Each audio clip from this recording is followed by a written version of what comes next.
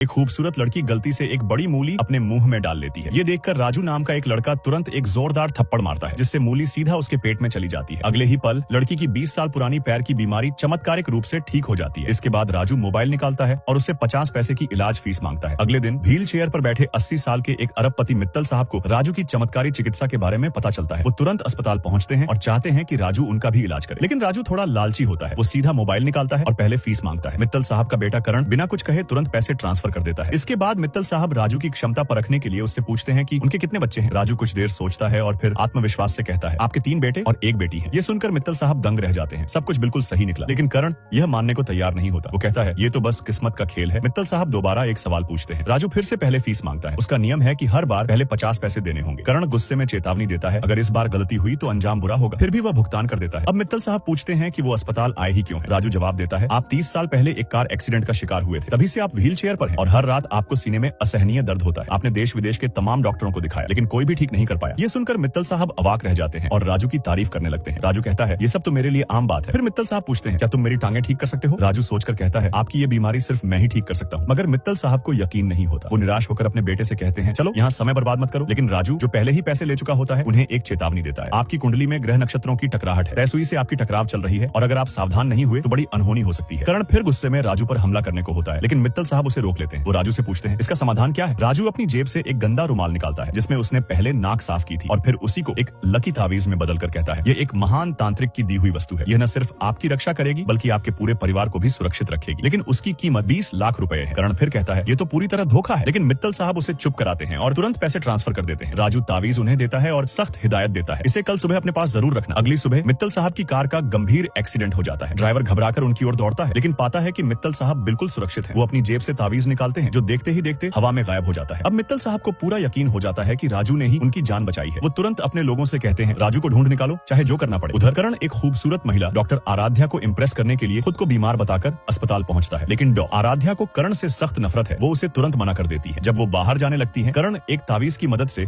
उनके होश पर काबू पा लेता है और छेड़छाड़ करने की कोशिश करता है, लेकिन तभी राजू समय पर पहुंचता है और करण को रोकता है।